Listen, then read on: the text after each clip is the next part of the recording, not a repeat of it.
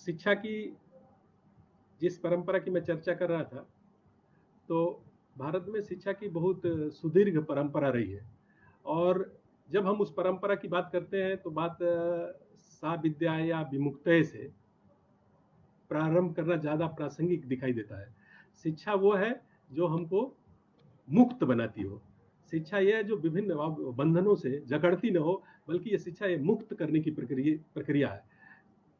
किन-किन चीज़ों से मुक्त करती है वो शिक्षा हमें बुराइयों से मुक्त करती है, शिक्षा हमें जड़ता से मुक्त करती है, शिक्षा हमें संकीर्णता से मुक्त करती है और इन सारे संकीर्णताओं से मुक्त करते हुए एक उन्मुक्त व्यक्ति तैयार करना शिक्षा का उद्देश्य ये भारतीय परंपरा है। शिक्षा के जब तीनों विचारों की हम चर्चा करते हैं, चाहे वो आदर्शवाद हो, चाहे प्रकृतिवाद हो, चाहे प्रयोजनवाद हो, तो आदर्शवादी ये कहता है कि शिक्षा का उद्देश्य एक आध्यात्मिक रूप से उत्कृष्ट व्यक्ति या शिक्षा का जो उद्देश्य है वो सेल्फ रियलाइजेशन या सेल्फ एक्चुअलाइजेशन या आत्म साक्षात्कार शिक्षा का उद्देश्य है। यानी वो भौतिक जगत को महत्वपूर्ण नहीं मानता है। भौतिक जगत के साथ साथ आध्यात्मिक जगत में श्रेष्ठता हासिल करना, आध्यात्मिक जगत हेतु तैयार करना या आध्यात्मिक रूप से एक सचेत मानव तैयार करना, ये शिक्षा का उद्देश्य है। इसी प्रकार से जब प्रकृतिवादी शिक्षा का हम अध्ययन करते हैं तो प्रकृतिवादी ये कहता है कि वास्तविक जो शिक्षक है वो प्रकृति है। प्रकृति की गोद में ही बालक का समग्र और समरस विकास होता है।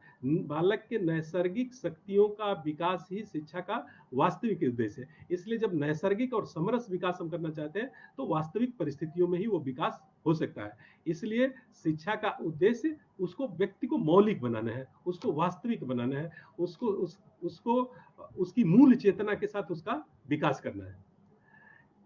इसी प्रकार से जो तीसरी परंपरा है वो उस जो कहता है कि शिक्षा की जो कसौटी है वो उपयोगिता है। शिक्षा का जो वास्तविक मूल्य है वो उपयोगिता है। जो हमारे लिए उपयोगी है वही श्रेष्ठ है। ये प्रयोजनवाद कहता है। वो यही कह लगी कि सभी जो चीजें जो है कांस्टेंट रिकंस्ट्रक्शन के स्टेज में सतत पुनर्निर्माण की अवस्था में रहती है। कोई अस्थायी मूल्य नहीं है। मूल्य भी सतत निर्माण की प्रक्रिया में रहते हैं। जहां तक भारतीय परंपरा की बात है तो स्वामी विवेकानंद कहते हैं कि शिक्षा कोई सूचना का ढेर नहीं है। शिक्षा वो है जो व्यक्ति का के मस्तिष्क का विकास करे। जो शिक्षा वो है जो व्यक्ति को में चरित्र का निर्माण करे। शिक्षा वो है जो उसको उसके पैरों पर खड़ा होने का सामर्थ्य दे। तो इस प्रकार से जो स्वामी जी की परिभाषा स्वामी विवेकानंद की वो कहते हैं कि education is the manifestation of perfection already in the man. शिक्षा मनुष्य में पहले से वो पूर्णता निहित है। शिक्षा का उद्देश्य उन पूर्णताओं को प्रकट करना है। तो शिक्षा मनुष्य में अंतर्निहित पूर्णता को प्रकट करने का अवसर प्रदान करती है। जो पाश्चात्य दर्शन है वो कहता है कि ज्ञान का जो केंद्र है वो बाहर है, ज्ञान का स्रोत जो बाहर है। लेकिन जो भारत की चिंतन परंपरा वो कहती है कि ज्ञान का जो स्रोत है वो मूल स्रोत है, वो अंदर है, व्यक्ति के अंदर है। उसको प्रकट करना शिक्षा का उद्देश्य है। शिक्षा वो माध्यम है, शिक्षा वो अवसर है जिससे व्यक्ति के अंदर जो अंतर्निहित क्षमता है वो प्रकट हो सके। आपको ध्यान होगा कि 1996 में एक दुनिया में शिक्षा की क्या चुनौतियां हैं या शिक्षा दुनिया की शिक्षा व्यवस्था कैसी हो, उसके लिए एक अंतर्राष्ट्रीय शिक्षा आयोग का गठन हुआ था। अंतर्राष्ट्रीय शिक्षा आयोग ने जो अपना प्रतिवेदन यूनेस्को ने गठित किया था, जो उसने अपना प्रतिवेदन दिया था, उस प्रतिवेदन की टाइटल ही थी कि learning the treasure with in. जो अधिगम का खजाना है, जो ज्ञान का खजाना है, वो कहीं बाहर नहीं है, वो उसी व्यक्ति के अंदर निहित है। इसलिए सारी क्षमताएं, सारी पूर्णताएं व्यक्ति के अंदर निहित है। उन पूर्णताओं को प्रकट करना शिक्षा का उद्देश्य है। उसी के संदर्भ में स्वामी विवेकानंद कहते हैं कि we want that education by which character is formed, strength of mind is increased, the intellect is expanded and by which one can stand on own feet। तो ऐसी शिक्षा हो जो उसमें शारीरिक रूप से उसे सबल बनाए। शिक्षा ऐसी हो जो उसके मस्तिष्क को विकसित करे। शिक्षा ऐसी हो जो उसके आत्मा का विस्तार करे। और शिक्षा ऐसी हो जो व्यक्ति को उसके पैरों पर खड़ा होने का सामर्थ्य भी दे। इसी प्रकार से गांधी जी की मैं चर्चा कर रहा था कि गांधी जी के अनुसार शिक्षा का उद्देश्य 3 H का विकास करना है। शिक्षा का उद्देश्य व्यक्ति के मस्तिष्क का विकास करना, जो हेड, हैंड एंड हार्ट, जिसकी बात गांधी जी करते हैं, जिसको आधुनिक शिक्षा शास्त्री जिसको कहते हैं कि कॉग्निटिव डोमेन और अफेक्टिव डोमेन और साइकोमोटर डोमेन, या जिसको और सामान्य शब्दों में कहते हैं कि ज्ञानात्मक विकास, कौशलात्मक विकास और भावात्मक विकास। तो शिक्षा, वास्तविक शिक्षा ये है जो व्यक्ति का ज्ञानात्मक विकास करे। वास्तविक शिक्षा वो है जो व्यक्ति को हुनरमंद बनाए, जो उसको उसमें कौशल का सृजन करे। और वास्तविक शिक्षा ये है जो ज्ञान और कौशल के साथ साथ व्यक्ति को संस्कारवान भी बनाए, व्यक्ति को चरित्रवान भी बनाए।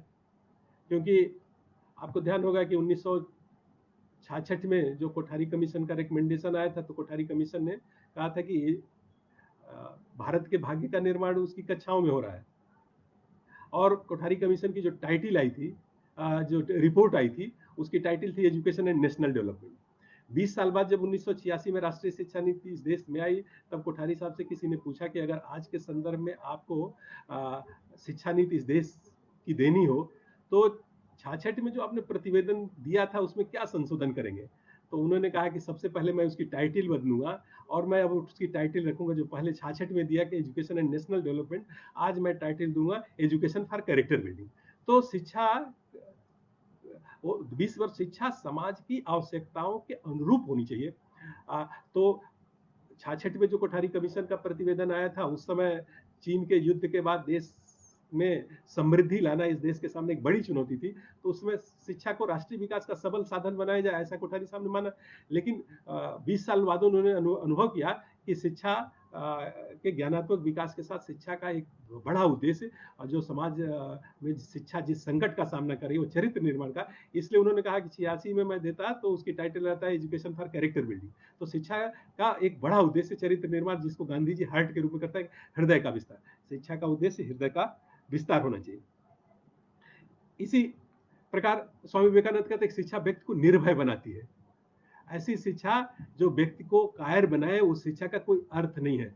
शिक्षा ये है जो व्यक्ति को निर्भय बनाए, और जहां कहीं भी अन्याय हो रहा है उस अन्याय का प्रतिकार करने, या जो कुछ भी चुनौतियां समाज में दिखाई दे रही हैं, उन चुनौतियों का सिंह की तरह साहस और शौर्य के साथ उन चुनौतियों का मुकाबला करने की क्षमता विकसित करने की जो प्रक्रिया है, वही वास्तविक में शिक्षा है। यानी शिक्षा, स्वामी जी कहते हैं, शिक्षा व्यक्ति को निर्भय बनाती है, शिक्षा व्यक्ति को स्वावलंबी बनाती है, शिक्षा व्यक्ति में साहस और शौर्य पैदा करती है।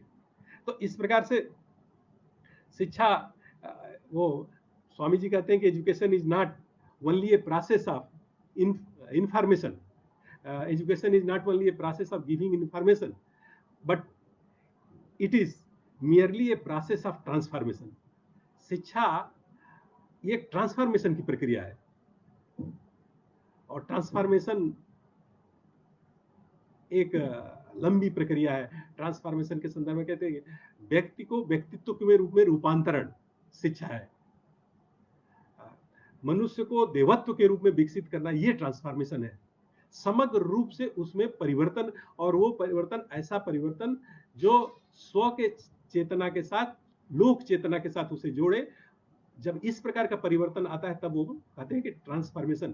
तो स्व के हित से उठ करके जहां स्व की चेतना के साथ साथ लोक चेतना के साथ व्यक्ति स्वतः को जोड़ दे, वो वास्तव में शिक्षा है, जिसकी चर्चा स्वामी विवेकानंद कहते हैं। ये भी कहते हैं कि शिक्षा पूर्णांक की यात्रा है, हम सब अपूर्ण हैं, लेकिन शिक्षा वो प्रक्रिया है, शिक्षा वो उपकरण है जो हमें पूर्ण बनाती है। तो पूर्ण बनाने की जो प्रक्रिया है वो हमको शारीरिक रूप से विकसित करना, मानसिक रूप से विकसित करना, आध्यात्मिक रूप से विकसित करना, और साथ ही साथ हमको जो जीवन कौशल है उन जीवन कौशलों के लिए भी तैयार करना, उन जीवन कौशलों में भी निपुण बनाना। इसी तरह से पंडित दीनदयाल उपाध्याय कहते हैं कि शिक्षा वो है जो व्यष्टि को समष्टि के साथ जोड़ती है। व्यष्टि का समष्टि के साथ सम्मिलन, या व्यष्टि की चेतना को समष्टि की चेतना के साथ जोड़ लेना ही वास्तव में शिक्षा है। वो कहते हैं धर्म, अर्थ, काम और मोक्ष, जो ये 4 पुरुषार्थ हैं, उन पुरुषार्थों के साधन के रूप में उन पुरुषार्थों को प्राप्त करने का अगर कोई सबसे सबल साधन है, कोई सबसे उपयोगी साधन है, तो वो शिक्षा है। इसीलिए वो कहते हैं शिक्षा का उद्देश्य एकात्म मनुष्य का निर्माण। और एकात्म मनुष्य क्या है? एकात्म मनुष्य ऐसा जो शारीरिक रूप से विकसित हो, जो मानसिक रूप से विकसित हो, जो आत्मिक रूप से इसलिए कहते हैं कि शिक्षा का उद्देश्य हमारा शरीर का विकास, मन का विकास, बुद्धि का विकास और आत्मा का विकास। इन सबका सर्वांग जब विकास होता है तब हम एकात्म मानव का निर्माण करते हैं। इसीलिए वो कहते हैं कि एकात्म, इसीलिए इसी परिकल्पना के आधार पर उन्होंने एकात्म मानव दर्शन का भी प्रतिपादन किया था। इसी प्रकार से एक बहुत भारत के श्रेष्ठ शिक्षा शास्त्री श्री अरविंद है। श्री अरविंद भी कहते हैं कि शिक्षा ऐसी होनी चाहिए जिसमें हमारे अतीत के चिंतन की दृष्टि हो। शिक्षा ऐसी होनी चाहिए जिसमें वर्तमान की समस्याओं के समाधान की क्षमता हो। शिक्षा ऐसी हो जो हमारे अंदर भविष्य की एक सुनियोजित दृष्टि या भविष्य के विकास की दृष्टि उत्पन्न करती हो। इसीलिए श्री अरविंद कहते हैं कि शिक्षा अतीत, वर्तमान तथा भविष्य को जोड़ती है।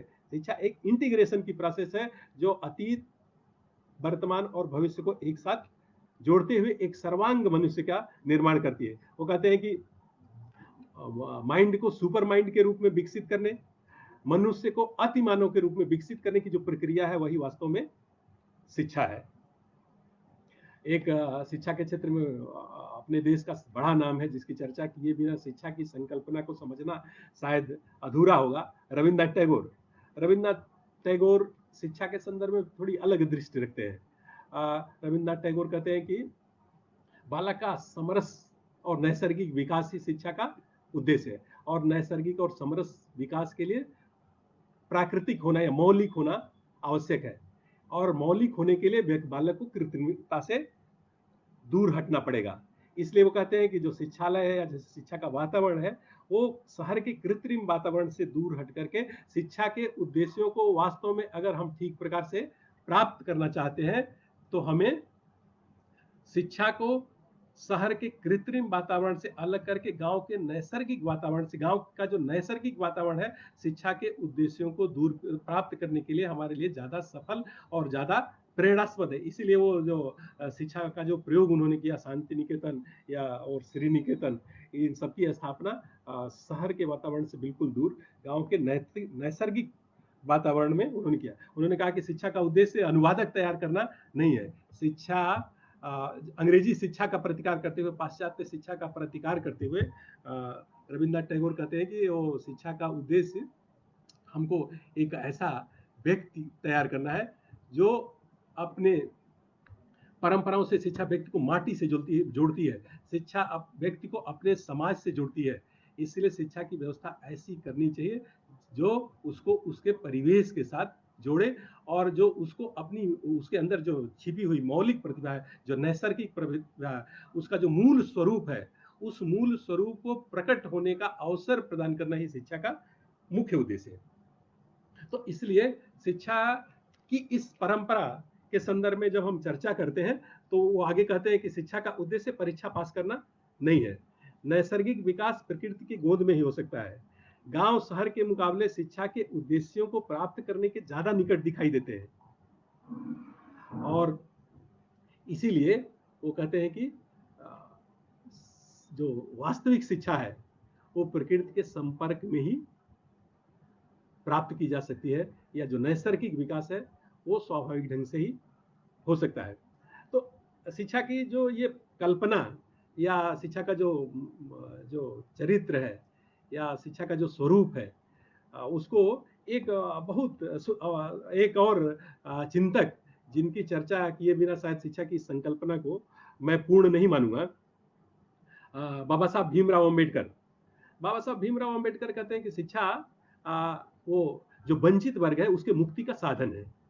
शिक्षा के द्वारा सामाजिक न्याय की प्राप्ति हो सकती है, शिक्षा के द्वारा आर्थिक कुशलता आ सकती है, और शिक्षा के द्वारा हम राजनीतिक स्वतंत्रता भी प्राप्त कर सकते हैं। इसीलिए बाबा साहब भीमराव अम्बेडकर के शब्दों में अगर हम कहें तो कहते हैं कि it is the education which the right weapon to cut the social slavery, and it is the education which will enlighten the downtrodden masses to come up and gain social status, economic betterment and physical freedom. तो शिक्षा व्यक्ति को स्वतंत्रता प्रदान करती है, शिक्षा आर्थिक विकास में महत्वपूर्ण भूमिका निभाती है और शिक्षा सोशल इक्वलाइजर के एक श्रेष्ठ साधन के रूप में बाबा साहब भीमराव अंबेडकर शिक्षा को देखते हैं। शिक्षा के अगर जो ये भारतीय विचारक जो है शिक्षा की संकल्पना के संदर्भ में जो उनके विचार थे, उसके संदर्भ में एक बहुत अच्छा विचार काका कालेलकर ने प्रस्तुत किया, वो भी मैं आपके सामने रखा हूं, तो शायद शिक्षा की और तस्वीर स्पष्ट रूप से उभर के आएगी। काका कालेलकर शिक्षा की तुलना एक देवी से करते हैं और वो कहते हैं कि उस देवी का वर्णन करते हुए कहते हैं कि मैं सत्ता की दासी नहीं हूं, कानून की किंकरी नहीं हूं, कला की प्रतिहारी नहीं हूं, विज्ञान की सखी नहीं हूं, अर्थशास्त्र की बांदी नहीं हूं, मैं तो धर्म का पुनरागमन हूं। एक बार मैं इसको फिर पुनः दोहराना चाहता हूं, मैं सत्ता की दासी नहीं हूं, मैं कानून की किंकरी नहीं हूं, मैं कला की प्रतिहारी नहीं हूं, विज्ञान की सखी नहीं हूं, अर्थशास्त्र की बांदी नहीं हूं, मैं तो धर्म का पुनरागमन हूं। मनुष्य की बुद्धि, हृदय और सर्व इंद्रियों की मैं स्वामी हूं। मानस शास्त्र और समाज शास्त्र मेरे दो चरण हैं, कला और कारीगरी मेरे दो हाथ हैं, विज्ञान मेरा मस्तिष्क है, धर्म मेरा हृदय है, जिसकी चर्चा गांधी जी कहते हैं, हृदय की शिक्षा।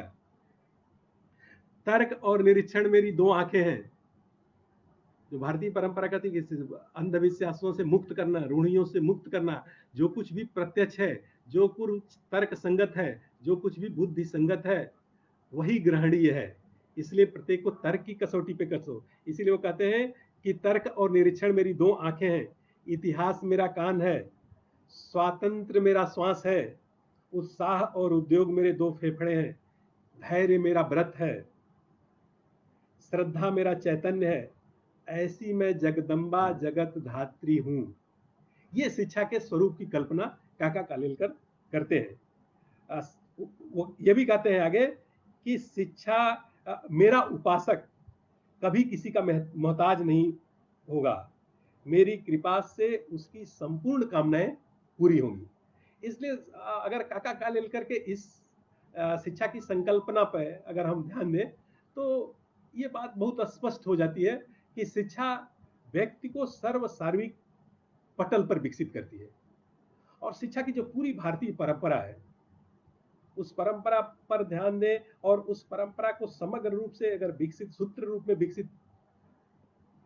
रूप में प्रकट अगर हम करना चाहें तो जो हमारे वैदिक साहित्य में कहा गया कि शिक्षा का उद्देश्य पंच महाकोश का विकास, अन्नमय कोश का विकास, प्राणमय कोश का विकास, मनोमय कोश का विकास, विज्ञानमय कोश का विकास और आनंदमय कोश का विकास। तो जो हमारी वैदिक परंपरा है, जो शिक्षा की परंपरा है या सनातन जो परंपरा है, उसमें शिक्षा को मनुष्य के सार्विक पटल पर विकसित करने के लिए उसके अन्नमय कोश का विस्तार, इसका मतलब उसको शारीरिक रूप से सबल बनाना, श्रेष्ठ बनाना, उसकी व्यवस्था करना। दूसरा प्राणमय कोश का, उसका फिजियोलॉजिकल डेवलपमेंट।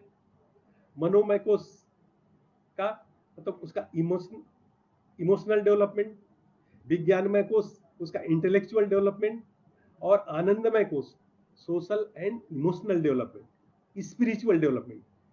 ऐसा व्यक्ति जो स्वयं के लिए नहीं बल्कि बृहत्तर समाज के लिए, जो स्वयं की चेतना के साथ लोक चेतना को जोड़ दे या स्वयं की चेतना पर लोक चेतना को ज्यादा महत्व दे, वो वास्तव में आनंदमय कोश का विस्तार है। तो शिक्षा का उद्देश्य जो क्रमिक रूप से, जिसको मास्लो कहते हैं, जो नीड्स में ये जो फिजिकल नीड्स है, फिर बायोलॉजिकल नीड्स है, फिर बिलोंगिंगनेस है, सेल्फ स्टीम है, और फिर अंतिम में जाकर के सेल्फ एक्चुअलाइजेशन है, सेल्फ रियलाइजेशन, जिसको आदर्शवादी भी कहते हैं, कि शिक्षा का जो चरम मूल्य है या जो चरम उद्देश्य है वो आनंदमय कोश का विस्तार है, जिसको जो पाश्चात्य दार्शनिक सेल्फ एक्चुअलाइजेशन या सेल्फ रियलाइजेशन के रूप में प्रकट करते हैं।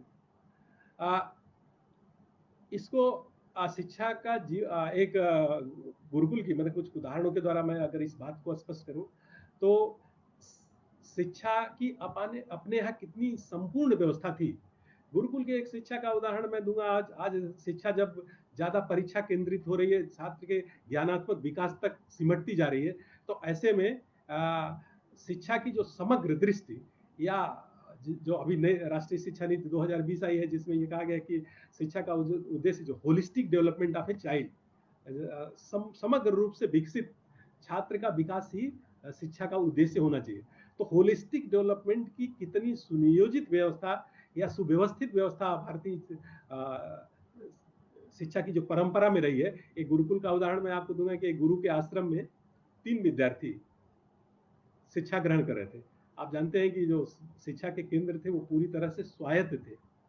शिक्षक द्वारा नियंत्रित होती थी शिक्षा, और शिक्षक का प्रमाण पत्र ही छात्र के विकास का मूल आधार होता था।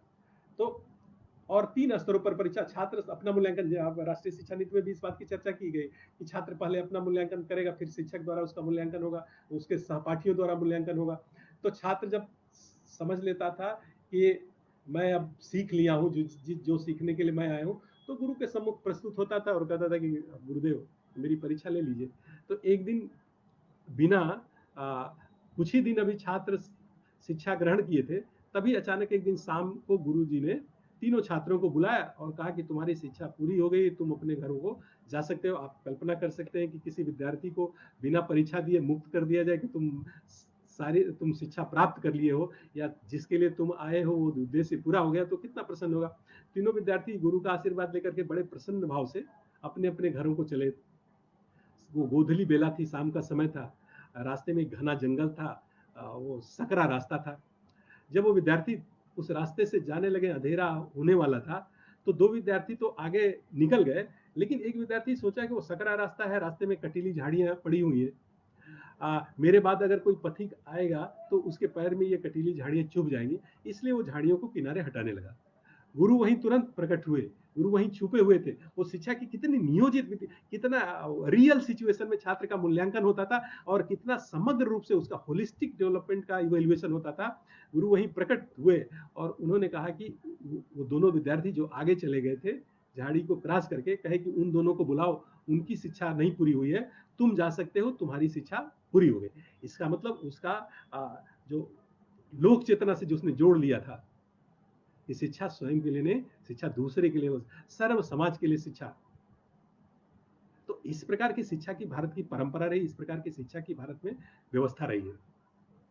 एक और शिक्षा के भारतीय संदर्भ को प्रकट करते हुए मैं दूसरा उदाहरण एक देना चाहूंगा कि एक लेख अखबार में निकला था, हु इज एन एजुकेटेड, और वो लेख एक आईएएस अफसर ने लिखा था।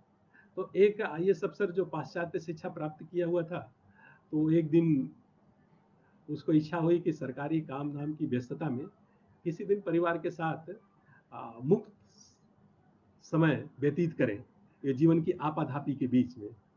तो वो एक दिन अपने प्लान किया कि हम पिकनिक मनाएंगे, और रास्ते में सारे सामान के साथ निकला तो एक बड़ा सुरम्य बागीचा, तालाब बागीचा दिखा, बहुत ही प्राकृतिक और बहुत ही नेचुरल दृश्य उसको दिखा। तो कहा कि आज दिन भर यहीं खाना पीना बनाते हैं और यहीं दिन भर बच्चों के साथ अपना समय बिताएंगे आनंद के साथ। वो जब वहां रुके तो देखे कि बड़ा सुंदर पेड़ था, उस पेड़ के ऊपर एक चिड़िया का घोंसला था। उस आईएएस अफसर की पत्नी की नजर चिड़िया के घोंसले पे पड़ी, उसने देखा कि घोंसला बहुत सुंदर है। उसने आग्रह किया कि इस घोंसला तो बहुत अच्छा है, ये मेरे ड्राइंग रूम की शोभा बढ़ा सकता है, इसको ले चलते हैं घर में, ड्राइंग रूम में लगाएंगे। उसने कहा ठीक है। उस घोंसले को उतारेंगे कैसे? तो बगल में कुछ चरवाहा थे जो गाय चरा रहे थे, तो उसमें से एक चरवाहा को बुलाया, कहा कि घोंसला को उतार दो।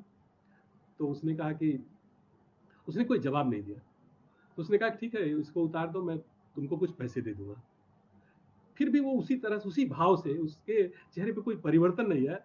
तो उसकी पत्नी ने कहा कि ये गरीब आदमी है, इसको कुछ और पैसे दे दो, बढ़ा के पैसे दे दो तो ये उतार देगा, ज्यादा पैसा चाहता होगा। तो उसने कहा कि ठीक है, चलो मैं 500 रुपए दे दूंगा, तुम उसको उतार दो। फिर भी वो तैयार नहीं हुआ, फिर भी उसके चेहरे पे कोई उत्साह नहीं दिखा। तो उसकी पत्नी ने कहा कि आखिर क्या चाहते हो, कुछ और चाहते हो तो बताओ। तो उसने कहा कि 500 नहीं, अगर आप 5 लाख देंगे तो भी मैं उसे नहीं उतारूंगा, और मैं स्वतः तो नहीं उतारूंगा, जब तक मेरे शरीर में प्राण है कोई दूसरा उतारेगा तो मैं उसे उतारने भी नहीं दूंगा। उसने कहा क्यों? तो उसने कहा कि मैं रोज सुबह गाय लेकर के इस बागीचे में आता हूँ, और जब मैं आता हूँ तो देखता हूँ चिड़िया अपने घोंसले से इस आश्वास अपने बच्चे को ये आश्वासन देते हुए बाहर जाती है कि मैं बाहर जा रही हूँ, तुम्हारे लिए दाना लेकर के आऊंगी। और शाम को चिड़िया दाना लेकर के आती है, और अपने बच्चे को जब दाना खिलाती है तो चिड़िया और बच्चे के चहचहाट से पूरा वातावरण आनंदित हो जाता है, प्रफुल्लित हो जाता है। आज शाम को जब चिड़िया जो अपने बच्चे को आश्वासन देके गई है कि मैं दाना लेकर के तुम्हारे लिए आऊंगी, आज शाम को चिड़िया जब आएगी दाना लेकर के, और न घोंसला देखेगी न बच्चा देखेगी, तो जो करुण विलाप करेगी, और उस विलाप से जो ये पूरा वातावरण रुग्ण होगा, वो आनंद में पैसे से नहीं प्राप्त कर सकता। चिड़िया और उसके बच्चे के चहचहाट से जो इस वातावरण में आनंद आता है, जो प्रकृति से झंकार निकलता है, जो हमारे हृदय की वेदना को झंकृत करता है, आज जब चिड़िया आएगी, हमारे जो हृदय के संवेदना को झंकृत करता है, आज जब चिड़िया आएगी और जो विलाप करेगी अपने बच्चे और घोंसले के अभाव में, तो उस वेदना को मैं कैसे बर्दाश्त करूंगा?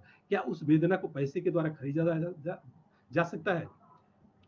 तब उस अफसर ने कहा कि वास्तव में शिक्षित तुम हो, अक्षर ज्ञान शिक्षा नहीं है। और बाद में वो अखबार में एक कॉलम लिखा कि हु इज एन एजुकेटेड, वास्तव में शिक्षित जिसके पास ज्ञान है।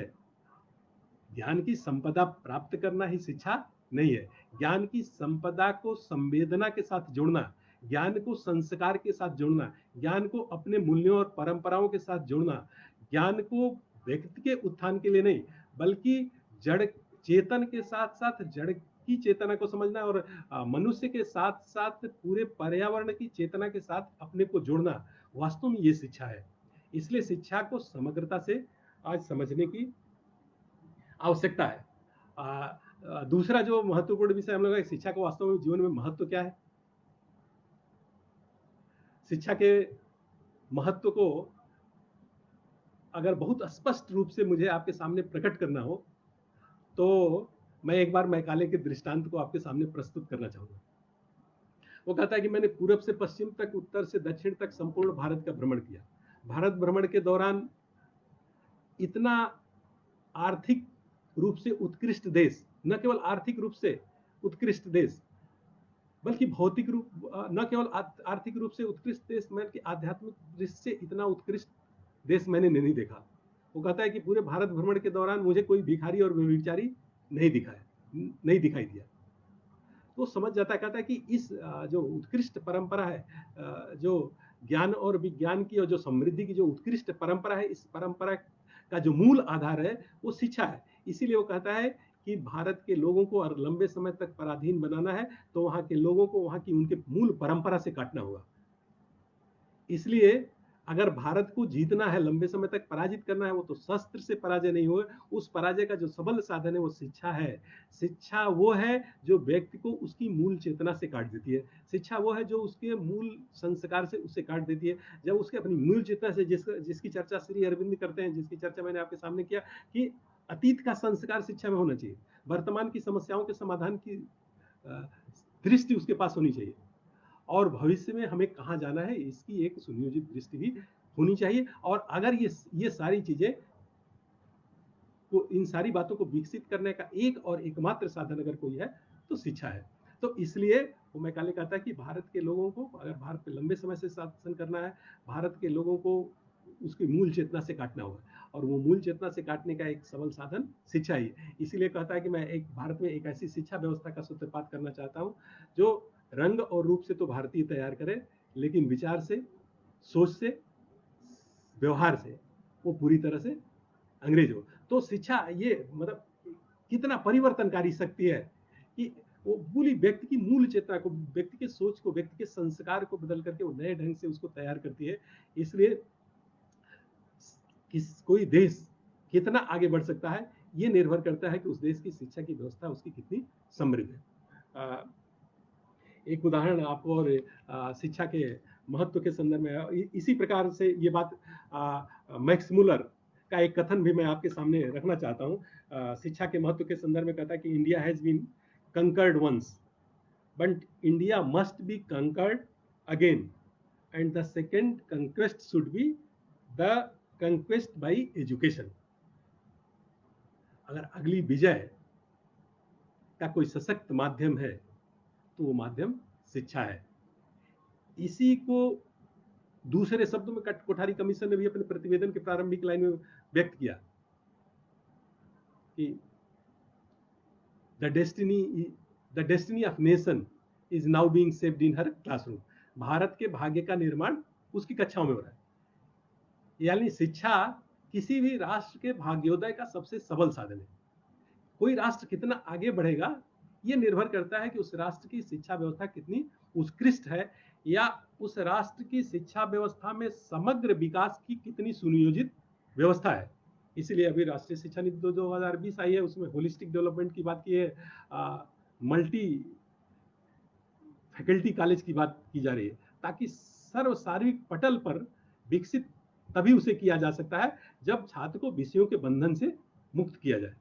विषय के बंधन से जकड़ा हुआ है, इसलिए वो कहते हैं कि शिक्षा यह है जो व्यक्ति को मुक्त बनाती है, शिक्षा मुक्त करने की प्रक्रिया है। शिक्षा का कितना महत्व होता है जीवन में, एक और उदाहरण मैं आपको देना चाहूँगा जिसकी चर्चा एक बार वो एक पुस्तक वैल्यू एजुकेशन पे निकली थी, जिसमें प्रोफेसर जे.एस. राजपूत साहब ने उसकी चर्चा की थी, जॉन हॉपकिंस यूनिवर्सिटी के उदाहरण का, कि जॉन हॉपकिंस यूनिवर्सिटी में एक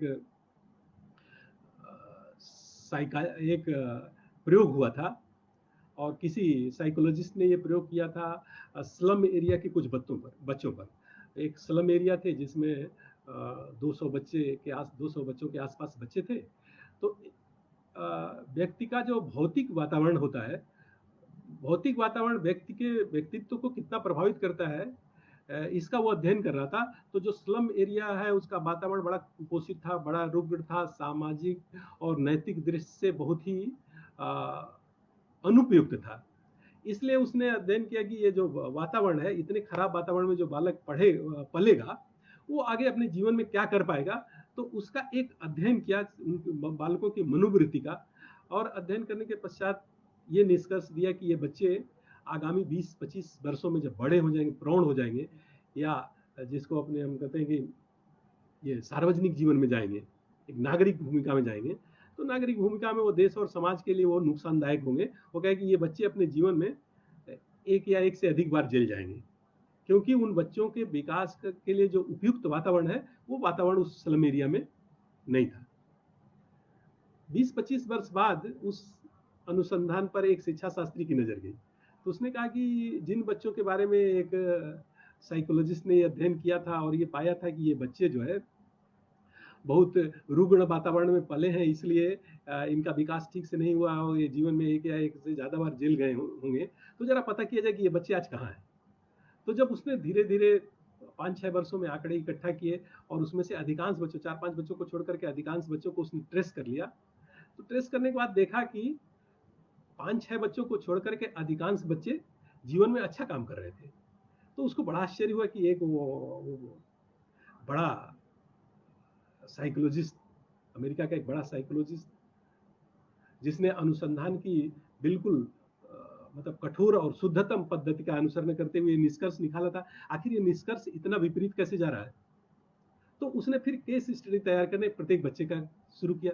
तो जब केस हिस्ट्री तैयार किया तो पता चला कि उन सारे बच्चों की जो केस हिस्ट्री थी उसमें एक बात कॉमन थी कि सबको एक शिक्षक ने पढ़ाया था। तब फिर वो शिक्षक को खोजते खोजते मिला। उसने पूछा कि जिन बच्चों के बारे में एक साइकोलॉजिस्ट, वहाँ के सबसे बड़े साइकोलॉजिस्ट ने ये भविष्यवाणी की थी, ये बच्चे अपने जीवन में एक या एक से ज्यादा बार जेल जाएंगे, आज जब मैं उनका अध्ययन किया हूँ तो उसमें से अधिकांश बच्चे अच्छा जीवन यापन कर रहे हैं, समाज जीवन में वो जो एक मतलब श्रेष्ठ नागरिक की भूमिका है उस भूमिका का निर्वहन कर रहे हैं। और मैंने जब उनकी केस हिस्ट्री तैयार की तो वो ध्यान में आया कि वो सारी बातें अलग अलग थी, एक ही कॉमन फैक्टर था, और वो कॉमन फैक्टर था कि सबको एक शिक्षक ने पढ़ाया था। तो आखिर आपने क्या किया? तो उन्होंने कहा कि मुझे कुछ नहीं याद है कि मैंने किनको पढ़ाया, वो आज कहाँ है। हाँ, ये मैं जरूर कह सकती हूँ कि शिक्षा देने का जो मेरा आधार था, वो मैंने प्रत्येक बच्चे को अपना बच्चा समझा और उसके अनुसार उसे विकसित करने का प्रयास किया। तो मेरे कहने का ये अर्थ था कि जिन बच्चों के बारे में ये भविष्यवाणी की गई थी कि ये बच्चे जीवन में एक या एक से ज्यादा बार जेल जाएंगे, वो बच्चे जीवन की मुख्य धारा में आ गए, समाज निर्माण में, राष्ट्र निर्माण में सकारात्मक भूमिका का निर्वहन कर रहे हैं। तो उसके पीछे कोई एक कारक अगर जब उसने अध्ययन किया तो वो एक कारक था, वो शिक्षा थी, वो शिक्षक था। तो शिक्षा व्यक्ति के जीवन में परिवर्तन की वो एक प्रभावी प्रक्रिया है, जिसके द्वारा हम मनुष्य में मनुष्यत्व का आरोपण करते हैं, मनुष्यत्व में देवत्व का आरोपण करते हैं। इसीलिए कहते हैं कि education it is not a process of information, it is not a process of giving some information, but it is merely a process of transformation. ये एक ट्रांसफॉर्मेशन की प्रक्रिया है। ये मनुष्य से देवत्व की यात्रा है, ये मानव से अति मानव के निर्माण की प्रक्रिया है। और ये कहाँ शिक्षा का 86 की शिक्षा नीति में ये कहा गया है कि ये शिक्षा का प्रभाव, वो कहता है कि no nation can rise above the level of its teachers, a teacher reflects socio cultural ethos of the society. तो वो जो शिक्षक है वो सिर्फ ज्ञान का प्रदाता नहीं है, वो संपूर्ण सामाजिक और सांवेगिक परिप्रेक्ष्य को, कंटेक्स्ट को परिलक्षित करता है। और उस कंटेक्स्ट में जो उसका विकास होता है वो विकास बहुत स्वाभाविक होता है, बहुत रचनात्मक होता है और बहुत ही प्रभावी होता है। एक और दृष्टांत मैं भारत की शिक्षा परंपरा का देते हुए और भारत के चिंतन दृष्टि का देते हुए अपनी बात को मैं समाप्त करूंगा। कि एक बार स्वामी विवेकानंद जी शिकागो में घूम रहे थे, तो स्वामी जी के बस्त को देख करके वहाँ के एक नौ दंपत्ति भी उसी गली में जा रहा था। तो नौ दंपत्ति स्वामी जी के बस्त को देखा तो उसने, उसकी पत्नी ने टिप्पणी किया, उसने कहा कि हाउ अगली ही लुक्स लाइक, ये जो व्यक्ति कितना भद्दा, कितना खराब कपड़ा पहना है। वहाँ तो कोट पैंट सूट पहनने का प्रचलन था। तो स्वामी जी ने सुन लिया, स्वामी जी पीछे मुड़े और स्वामी जी ने कहा कि gentleman, you belong to that country where tailor makes the personality. I belong to that country where education makes the personality, where teacher makes the personality. तो मैं ऐसे देश का व्यक्ति हूँ जहाँ व्यक्ति निर्माण या चरित्र निर्माण का शिक्षा सबल साधन है। हमारे यहाँ शिक्षा या चरित्र का निर्माण या व्यक्तित्व का निर्माण वो दर्जी के द्वारा नहीं होता है। इसलिए स्वामी जी के इस कथन के साथ I belong to that country where education makes the character, where teacher makes the character, वास्तव में शिक्षा की यही भूमिका है कि शिक्षा व्यक्ति को स्वयं के विकास के साथ समाज के विकास में उसकी रचनात्मक भूमिका को सुनिश्चित करे, स्वयं के विकास के साथ साथ राष्ट्र के विकास की दिशा में उसको नियोजित करे। वास्तव में शिक्षा की यही भूमिका है कि शिक्षा व्यक्ति निर्माण से समाज निर्माण और समाज निर्माण से राष्ट्र निर्माण की एक जीवंत प्रक्रिया है, जिसको हम कहते हैं कि शिक्षा जीवन के लिए और जीवन वतन के लिए। शिक्षा की वास्तव में यही सार्थकता है, या शिक्षा की यही भारतीय परंपरा है, या भारतीय चिंतन दृष्टि शिक्षा के संदर्भ में यही है। आप सबने मुझे इस SCERT के फेसबुक लाइव पेज पर शिक्षा की संकल्पना और उसके महत्व विषय पर अपने विचार को प्रकट करने का अवसर प्रदान किया है। मैं माननीय बेसिक शिक्षा मंत्री श्री मान सतीश द्विवेदी जी के प्रति हृदय से कृतज्ञता ज्ञापित करता हूँ। SCERT के निदेशक माननीय सर्वेंद्र विक्रम सिंह जी के प्रति हृदय से आभार प्रकट करता हूँ और डिप्टी डायरेक्टर श्याम जी चतुर्वेदी जी के प्रति भी मैं कृतज्ञता ज्ञापित करता हूँ, जिनके प्रयत्नों से मुझे इस फेसबुक पेज पे लाइव होने का तथा शिक्षा के संदर्भ में कुछ अपनी बात आपके सम्मुख रखने का अवसर प्राप्त हुआ है। आप सभी का हृदय से वंदन और अभिनंदन करते हुए मैं अपनी बात समाप्त करता हूँ। बहुत-बहुत धन्यवाद।